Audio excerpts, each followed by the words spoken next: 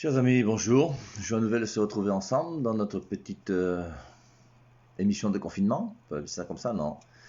Et aujourd'hui, donc, nous continuons avec notre topo sur... on est parti, je vous rappelle, de la distinction entre Bible et parole de Dieu. Et je crois d'une chose absolument nécessaire, c'est pour bien comprendre la véritable réponse qu'il peut y avoir au problème qui peut exister entre la Bible, la Biblette et la parole de Dieu, c'est faire intervenir l'Église. C'est pour ça qu'au sens strict, je vous rappelle, aucun verset biblique ne dit que Jésus-Christ a voulu la Bible, mais vous avez des versets bibliques qui montrent que Jésus-Christ a voulu l'Église. Comme quoi l'Église, dans le cœur de Jésus-Christ, est plus importante que la Bible. Mais l'Église n'est pas plus importante que la parole de Dieu. C'est pour ça que si on confond Bible et parole de Dieu, c'est le début de toutes les confusions qui amènent à n'importe quoi, à tout et à n'importe quoi. Alors, je ne veux pas revenir sur la distinction Bible, parole de Dieu, hein, on l'a fait, je ne reviens pas dessus. Et maintenant, donc, nous sommes dans une réflexion pour essayer de comprendre qu'est-ce que c'est que l'Église et pourquoi l'Église. Alors, pour l'Église, on va commencer par ce texte que tout le monde doit connaître. Hein, et il y a un lien direct entre l'Église et la personne de Pierre. Et la grande référence par rapport à l'Église, il n'y en a pas 36 000, il y en a une seule. La seule Église même qui est biblique, parce que les gens veulent du biblique, la seule Église biblique, c'est celle dont Jésus-Christ parle. Et notamment l'institution de l'Église dans Matthieu chapitre 16, verset 18. Alors, reprenons ce texte, hein, qui est un texte que nous devons bien connaître. Alors, ça s'appelle « La profession de foi de Pierre à Césarée de Philippe ». Et donc, on va lire un petit peu avant le verset 18, hein, dans Matthieu chapitre 16, qui est un texte qui est très intéressant, que tous les catholiques doivent connaître par cœur. La première référence biblique qu'un catholique doit connaître, c'est Matthieu 16, 18. Alors, je vous lis à partir du verset 13. Jésus arrivait sur le territoire de Césarée de Philippe. C'est pour ça qu'on appelle ça la profession de foi de Pierre à Césarée de Philippe. Donc, il est sur le territoire de Césarée de Philippe. Alors, Jésus arrivé sur le territoire de Césarée de Philippe posa cette question à ses disciples. Au dire des gens, qui suis-je, moi, le Fils de l'homme? Alors, Jésus, enquête psychologique ou sociologique, comme vous voulez, et puis il est là. Alors, les gens disent quoi sur moi? Et Jésus-Christ leur pose la question, hein, au dire des gens, qui suis-je, moi, le Fils de l'homme? Ensuite, il continue. Ils répondirent, les uns dirent Jean-Baptiste, les autres dirent Élie, d'autres Jérémie, ou l'un des prophètes. Voilà. Mais vous, leur dit-il, qui dites-vous que je suis? Simon-Pierre reprit, tu es le Christ, le Fils du Dieu vivant. Et celui qui va parler d'une manière officielle quand il faudra dire qui est Jésus, alors quand on dit les gens pensent quoi de moi, plusieurs commencent à parler, mais quand on pose la question au groupe pour dire et pour vous, là, moi qui suis-je, c'est Pierre qui parle. Et comme par hasard, c'est Pierre. Pourquoi? Parce qu'il a autorité sur les 12. Et aucun des 12 n'a voulu parler tant que Pierre n'a pas parlé. On a laissé Pierre parler. C'est même pas ça, on trouve ça dans différents endroits des Saintes Écritures. Hein. C'est pour ça qu'on voit déjà que naturellement, Jean a une place spéciale parmi les 12. Cette parole est dure, qui peut l'écouter? On est dans Jean chapitre 6. Je vous lis à partir du verset 60. Après l'avoir entendu, plusieurs de ses disciples dirent, cette parole est dure, qui peut l'écouter? Sachant cela, Jésus, sachant en lui-même que ses disciples murmuraient à ce sujet, leur dit, cela vous scandalise? Et si vous voyez le Fils de l'homme monter où il était auparavant? C'est l'esprit qui vivifie, la chair ne sert de rien. Les paroles que je vous ai dites sont esprit et vie. Mais il en est parmi vous quelques-uns qui ne croient pas. Car Jésus savait dès le commencement qui étaient ceux qui ne croyaient pas et qui était celui qui le livrerait. Et il disait, c'est pourquoi je vous ai dit que nul ne peut venir à moi si cela ne lui est donné par le Père. Dès lors, plusieurs de ses disciples se retirèrent et en arrière et cessèrent d'aller avec lui. Alors, ce qui est intéressant, c'est de se rappeler que la division des disciples avec Jésus-Christ, c'est par rapport à l'Eucharistie.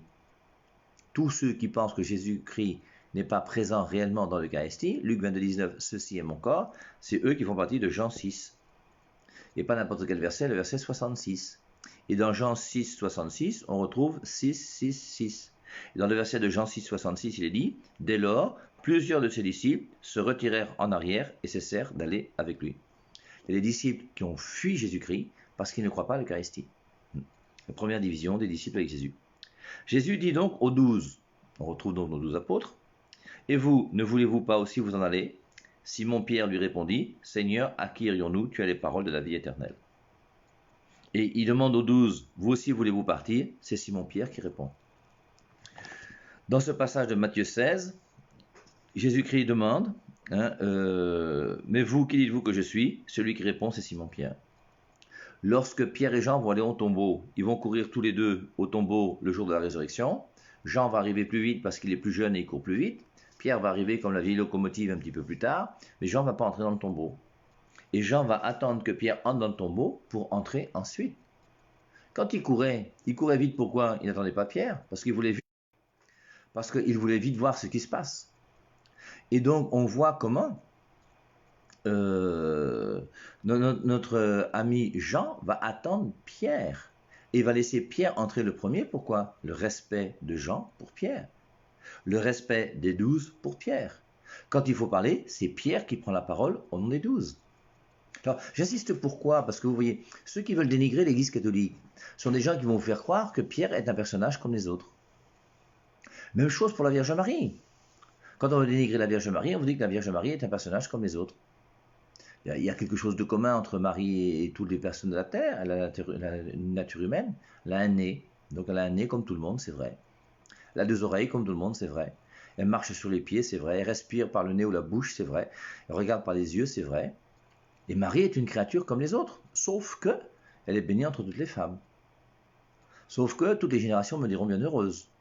Sauf que Dieu l'a choisie pour accoucher Jésus. Le nombre de personnes qui ont accouché Jésus sur la terre, ils ne sont pas nombreux. Et Marie est quand même unique. Et c'est pour ça qu'elle est comme toutes les autres, bien sûr, parce qu'elle a une nature humaine, mais elle a quelque chose de spécifique à elle que personne ne peut lui enlever, que les choses soient claires. Et vouloir mettre Marie comme tout le monde, comme si elle était vraiment comme tout le monde, sans avoir été choisie par Dieu, il y a quelque chose qui est malhonnête. Comme dire que Pierre est un apôtre comme les autres, c'est malhonnête. C'est lui déjà qui répondait à la place des 12 quand Jésus-Christ posait des questions. Dans Actes chapitre 2 à la Pentecôte, lorsque l'Esprit Saint est descendu sur les apôtres, celui qui a fait un discours, c'est qui? C'est Pierre. Je ne pense pas personnellement que Pierre était le meilleur prédicateur des 12. Et je suis convaincu que Jean prêchait mieux que Pierre. Mais Jean reconnaît l'autorité de Pierre, et donc après la Pentecôte, celui qui va parler, c'est Pierre, et on laisse Pierre parler, c'est lui le chef. Quand un évêque est réuni avec des prêtres et fait une messe avec tous ses prêtres du diocèse, dans le diocèse, il y a des prêtres qui peuvent prêcher mieux que lui. Mais c'est pas grave, on laisse l'évêque parce que c'est lui qui a autorité. Et l'autorité de Pierre est présente dans les Écritures. Je termine avec une dernière référence pour montrer l'autorité de Pierre. C'est Matthieu chapitre 10, le verset 2.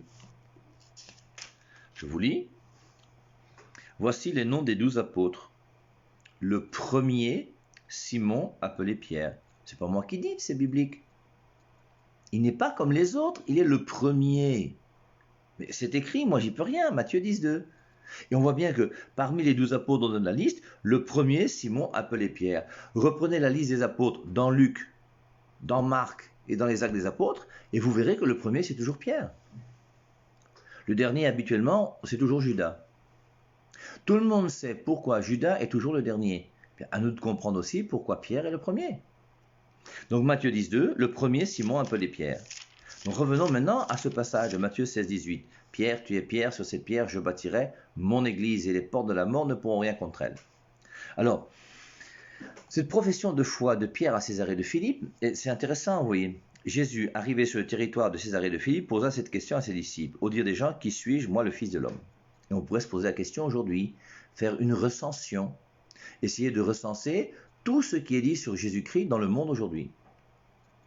Alors on prendra les musulmans qui vont dire que Jésus-Christ n'est pas Dieu, que c'est un petit prophète, qui n'est pas mort sur la croix. On prendra les témoins de Jéhovah qui disent que Jésus-Christ c'est un petit Dieu. On prendra Adolf Hitler qui va utiliser même les Saintes Écritures pour parler même de Jésus alors qu'il a gazé les Juifs et tout le reste. Et on verra qui est Dieu dans les différentes religions, dans le monde. Vous avez même aujourd'hui des gens qui vous disent que Jésus-Christ n'est même pas un personnage historique. Plus bête que ça, tu meurs, que les choses soient claires. Alors après voilà, tout le monde dit n'importe quoi sur Jésus. Et Jésus-Christ pose la question, pour les gens qui suis-je? Alors ils répondirent, les gens disent que tu es Jean-Baptiste, d'autres disent que tu es Élie, d'autres Jérémie ou un des prophètes. Alors voilà. Et maintenant il a dit, pour vous, qui suis-je? Et la question là, moi j'aime la poser. Mais la poser, oui, moi j'aimerais la poser à chacun d'entre vous, en inbox. Pour dire, pour toi aujourd'hui, Jésus-Christ, c'est qui? tu écoutes le Père et Marie, tu vas à la messe dans ta paroisse, tu aimes ton Dieu à ta manière. Quel est l'effort que Dieu te demande de faire dans ta vie aujourd'hui pour commencer à être un chrétien meilleur que ce que tu étais hier? Voilà la vraie question qu'il faut se poser. La question de Jésus aux apôtres. Pour vous, qui suis-je? Je suis sûr que vous tous qui m'écoutez, vous êtes capables de parler de Jésus. Vous pouvez répondre que Jésus-Christ est le Fils du Dieu vivant, il a les paroles de la vie éternelle, c'est mon sauveur, c'est mon chaud, je le piffe mal, il me y amour, enfin tout ce qu'on peut, on va tous trouver quelque chose à dire sur Jésus. C'est le Fils de Dieu qui est Dieu, voilà. Mais l'important, c'est pas ça. L'important maintenant, il faut que nous-mêmes nous puissions répondre à cette question en comprenant que qui est Jésus pour toi aujourd'hui? Toi qui vis en concubinage, tu penses que Jésus-Christ te dit quoi? Toi qui trompes ta femme, tu penses que Jésus-Christ te dit quoi? Je continue? Toi qui voles, toi qui je sais pas quoi. Et la question qu'il faut se poser, c'est chacun d'entre nous, c'est aujourd'hui, moi-même en conscience devant Dieu par rapport à ma vie, quels sont les efforts que Dieu me demande de faire pour que je puisse correspondre davantage à ce qu'il attend de moi? Il y a des gens pour qui, peut-être que l'effort à faire, c'est de fermer un peu sa bouche, de parler un peu moins, de faire un peu moins de Congossa, comme on dit au Camer, un peu moins de médisance. Enfin, à chacun d'entre nous de trouver l'effort qu'on a à faire. Un autre effort aussi qui n'est pas mauvais non plus, c'est surtout pendant ce temps de confinement, c'est la gourmandise. Il y a le poids du confinement. On dit que les gens qui ont été confinés, en général, ont pris 2,5 kilos depuis que le confinement a commencé. Et où est-ce que j'en suis, moi, dans cet effort par rapport à la gourmandise? Et je vous rappelle que par rapport à la gourmandise, c'est très simple. Si tu veux maigrir, il faut manger moins. Ne cherchez pas à faire des régimes sur le net ou ailleurs, toutes ces choses. Ça ne sert à rien. C'est dans ta tête, mon frère. C'est toi. Il faut que tu prennes ta vie en main, c'est tout. Moi, j'ai décidé depuis 4 ans déjà de mettre un seul sucre dans mon café chaque matin. Et ça m'énerve. Et de temps en temps, quand c'est Pâques ou Noël, je mets un deuxième sucre. L'autre jour, comme j'étais avec ma mère et mon frère, et tout ça, etc., un dimanche, j'ai mis 2 sucres. Mais sinon, habituellement, je mets un seul sucre. Et à chaque fois que je mets un seul sucre, ça m'énerve. Mais c'est pas ça qui fait maigrir. C'est pas mettre un sucre de moins dans ton café qui fait maigrir. Mais c'est un effort qui est bon. Et après, maintenant, si tu veux maigrir, il n'y a pas de solution. Il faut manger moins. Tous ceux qui vous disent, moi j'ai un sang, mon père, c'est bizarre, dès que je mange un peu, je grassis. Je tiens à vous dire une chose, c'est mes réflexions qui sont souvent bizarres, mais à Buchenwald, à Dachau et dans tous les camps de concentration, lorsque les Américains ou les Russes sont venus pour libérer les gens, personne n'était gros. Et la raison, c'est qu'il y avait très peu à manger, c'est tout, point. Et alors maintenant, la difficulté, c'est quoi? C'est que nous n'avons pas la volonté, c'est tout. Et fais un effort de volonté. Et essaye de faire un effort. Alors que c'est vrai que supprimer un repas le vendredi midi en ne mangeant pas chaque vendredi midi, c'est un effort qui est réel, c'est vrai. Et quelquefois, c'est pas facile, c'est vrai. Mais plus tu feras des efforts, plus tu réussiras à t'en sortir. Tant que tu ne feras pas d'efforts, tu ne te ressortiras jamais. Il faut commencer à faire des efforts, même s'ils ne payent pas. Alors, cette question de Jésus, pour vous, qui suis-je? Alors tu es le Fils de Dieu, très bien, mais pour toi aujourd'hui, pour moi, Père de Marie, qui est Jésus, et quel est l'effort que Jésus-Christ me demande de faire dans ma vie aujourd'hui? Me lever un peu plus tôt pour avoir un peu plus de temps de prière, lire un peu plus les Écritures, me former un peu plus, écouter les vidéos du Père de Marie pour avoir une meilleure formation, et puis d'autres vidéos beaucoup plus intéressantes que vous allez trouver sur le net aussi. Donc, qu'est-ce que Dieu te demande de faire aujourd'hui? Mais pour vous qui suis. Alors, mais vous leur dit-il, pour vous qui suis-je? Simon-Pierre répondit, tu es le Christ, le Fils du Dieu vivant. Alors je vous rappelle que toutes les références qui disent que Jésus-Christ est le Fils de Dieu sont des références qui disent qu'il est Dieu. Parce que le Fils d'un homme est un homme, et le Fils d'un chat est un chat, et le Fils de Dieu est Dieu. Jésus reprit la parole et lui dit, tu es heureux, Simon, fils de Jonas, car ce ne sont pas la chair et le sang qui t'ont révélé cela, mais mon Père qui est dans les cieux. Et moi je te dis que tu es Pierre et que sur cette pierre je bâtirai mon église et que les portes du séjour des morts ne prévaudront pas contre elle. Je te donnerai les clés du royaume des cieux. Ce que tu lieras sur la terre sera lié dans les cieux et ce que tu délieras sur la terre sera délié dans les cieux. Alors il recommanda sévèrement aux disciples de ne dire à personne qui il était. Alors reprenons ce texte. Passage très intéressant. Donc Simon-Pierre va dire, tu es le Fils du Dieu vivant, tu es le Christ, le Fils du Dieu vivant. Jésus reprit la parole et dit, tu es heureux Simon, fils de Jonas. Il l'appelle Simon, fils de Jonas. Alors ça nous rappelle forcément Jean chapitre 1. Et dans Jean chapitre 1, la première rencontre avec Pierre, nous sommes dans les versets 40. André frère, Jean chapitre 1, verset 40. André frère de Simon, Pierre était l'un des deux qui avaient entendu les paroles de Jean et qui avait suivi Jésus. Il trouva d'abord son propre frère Simon. Et dans ce passage, on voit bien que Jésus-Christ l'appelle Simon. Ensuite, il lui dit, il trouva d'abord son propre frère Simon et lui dit, nous avons trouvé le Messie, ce qui se traduit Christ. Il le conduisit vers Jésus, Jésus le regarda et dit, tu es Simon, fils de Jonas. Et dans Matthieu 16, 18, il dit, Simon, fils de Jonas, ce n'est pas la chair et le sang qui t'ont révélé cela, mais mon Père qui est dans les cieux. Et ensuite, c'est quand même joli, non? Tu es heureux, Simon, fils de Jonas, car ce ne sont pas la chair et le sang qui t'ont révélé cela, mais mon Père qui est dans les cieux. Et moi je te dis que tu es Pierre. Forcément, il fait allusion à Jean 1, 40, 42. Et dans Jean 1, 40, 42, il le conduisit vers Jésus. Jésus le regardait. Tu es Simon, fils de Jonas, tu seras appelé Képhas, ce qui se traduit Pierre. Pierre. Alors, comprenez bien, à l'époque, le mot Pierre n'était pas un prénom. Si vous connaissez quelqu'un qui s'appelait Pierre avant l'apôtre Pierre, là, il faut me dire. Mais Pierre, c'est Caillou. C'est comme si tu appelais ton frère Caillou, ton fils Caillou, ou fourchette, ou chaussette, ou table, ou verre, ou je sais pas quoi. Et Jésus-Christ a décidé de donner à Simon de Jonas le nom de Pierre. Et la raison, c'est forcément, dans Jean 1, 40, 42, Pierre ne comprend rien. Mais dans Matthieu 16, 18, on explique d'une manière claire. Simon, fils de Jonas, ce n'est pas la chair et le sang qui t'ont révélé cela, mais mon Père. Et moi, je te dis que tu es Pierre. Et Jésus-Christ s'adresse à Pierre. Tu ne t'appelleras plus Simon, tu t'appelleras Pierre. Je vous rappelle que son père, qui s'appelle Yahvé dans l'Ancien Testament, a aussi transformé le nom de certaines personnes. Par exemple, Abraham ne s'appelait pas Abraham. Mais comme vous devez le savoir, il s'appelait Abram en 2 syllabes. Et c'est dans Genèse chapitre 17, le verset 5, que Dieu dit, tu ne t'appelleras plus Abram 2 syllabes, mais Abraham, car je ferai de toi le père d'une multitude de nations. Et on voit comment Yahvé change le nom d'Abraham pour lui donner une mission particulière. Tu ne t'appelleras plus Abraham, mais Abraham, car je ferai de toi le père d'une multitude de nations. Même chose pour Jacob. Jacob il s'appelle Jacob. Eh bien, il a lutté une nuit avec Dieu, c'est Genèse chapitre 32, verset 23 et suivant. Et dans Genèse 32, 23 et suivant, après avoir lutté une nuit entière, avoir été déboîté de la hanche, etc., celui contre qui il lutte, qui est Dieu, va le bénir et va lui dire, tu ne t'appelleras plus Jacob, mais tu t'appelleras Israël. Et Jacob, avec les 12 enfants qu'il avait, Jacob devient celui qui est à l'origine du peuple d'Israël, avec les 12 tribus d'Israël. On voit comment Dieu change le nom des gens. Jésus-Christ a changé le nom d'une seule personne.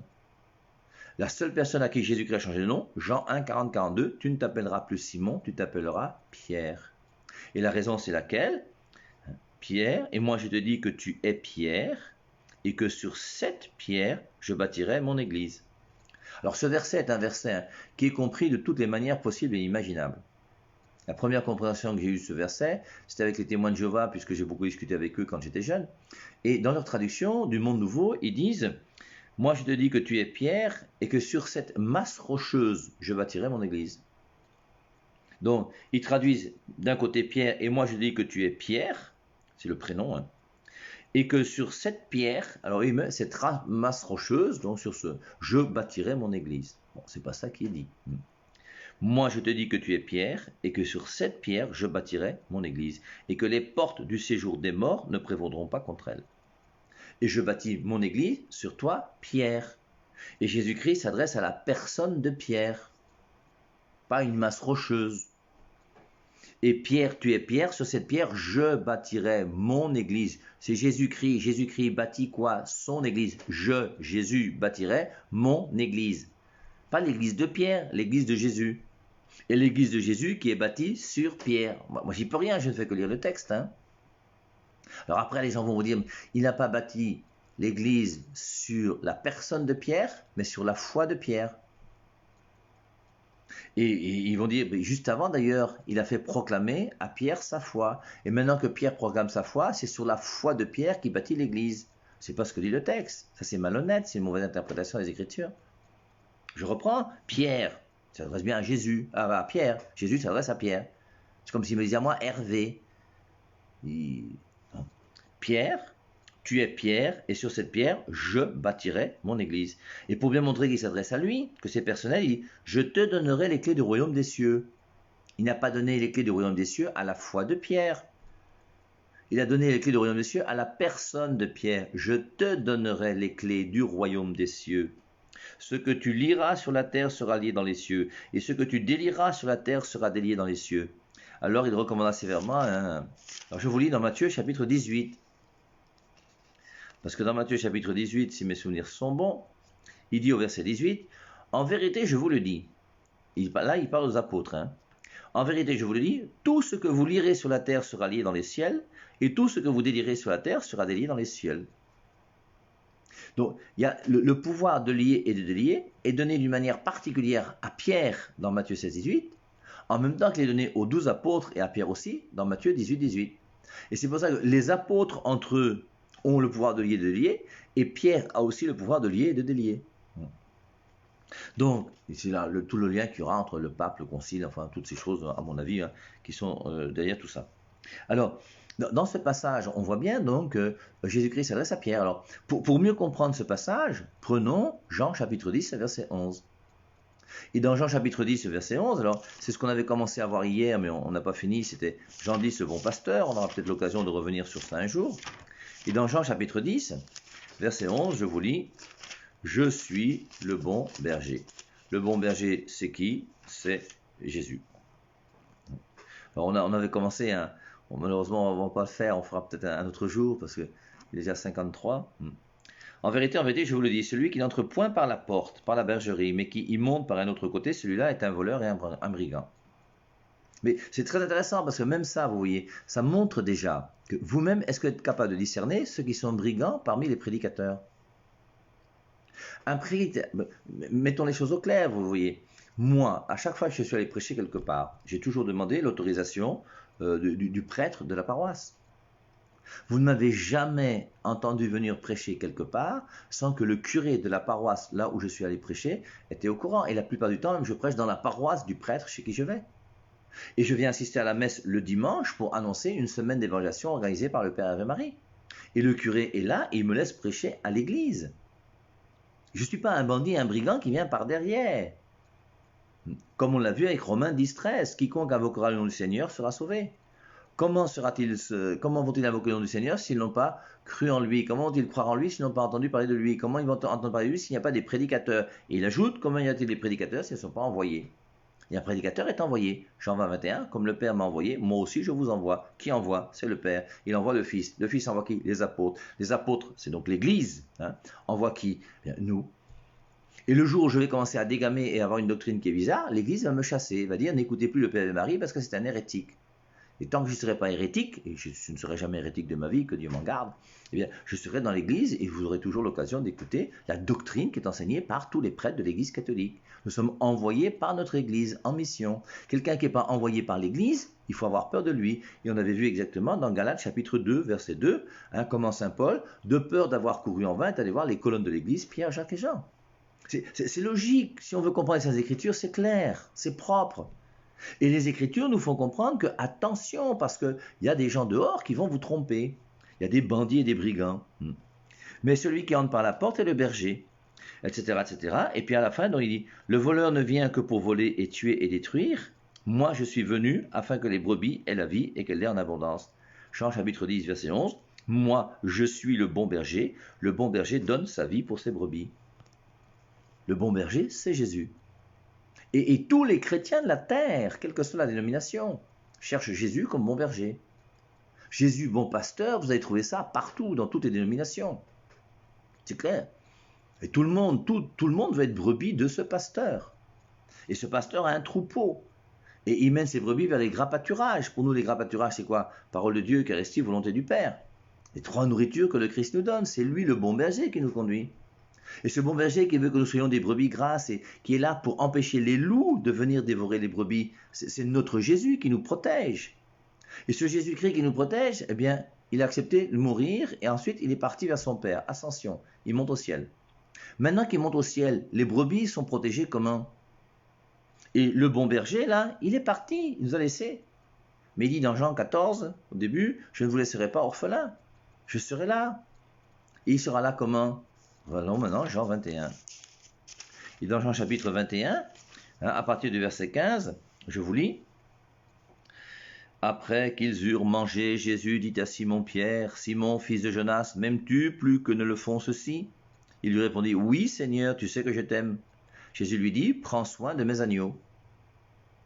Il lui dit une seconde fois, Simon, fils de Jonas, m'aimes-tu?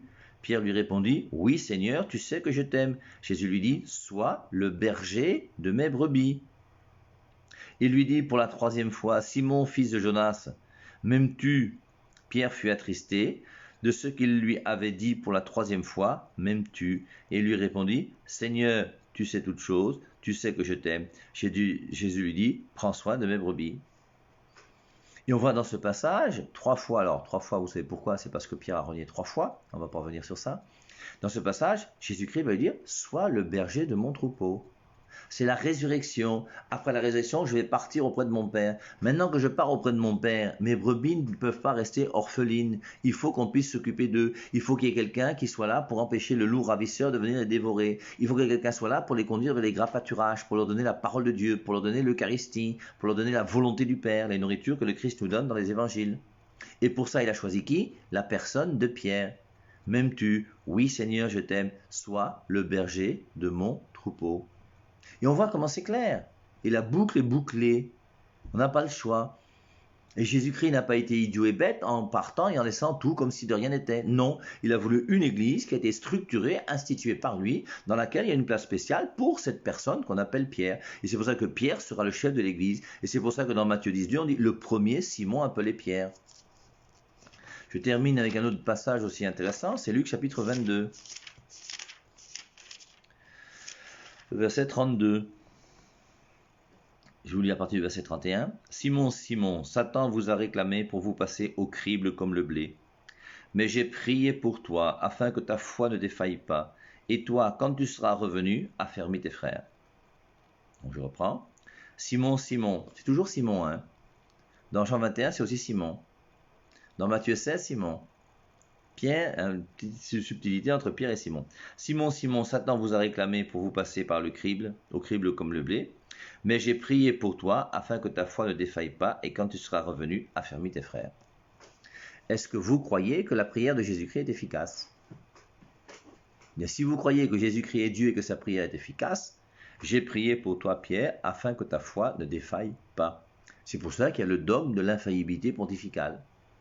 Et c'est pour ça que depuis 2000 ans que l'Église catholique existe, depuis 2000 ans, il n'y a aucune erreur doctrinale dans l'Église catholique depuis 2000 ans. Même si on a eu des papes qui avaient une vie qui était un peu bizarre, ils n'ont jamais prononcé d'erreur doctrinale. Pourquoi? Parce qu'il y a une prière du Christ. J'ai prié pour toi, Pierre, afin que ta foi ne défaille pas. Et la foi de Pierre ne peut pas défaillir. Vous voyez, je vous quitte en vous laissant une question. Comment se fait-il qu'il y ait des gens qui puissent croire en Jésus-Christ et ne pas croire en son Église? Je ne comprends pas, moi, dans ma tête, hein, mais si vous pouvez m'expliquer, il faut m'expliquer. Je ne comprends pas qu'on puisse croire que Jésus-Christ est Dieu et refuser son Église. Ma foi en Jésus-Christ, si elle est réelle et si elle est vraie, m'oblige à croire dans son Église.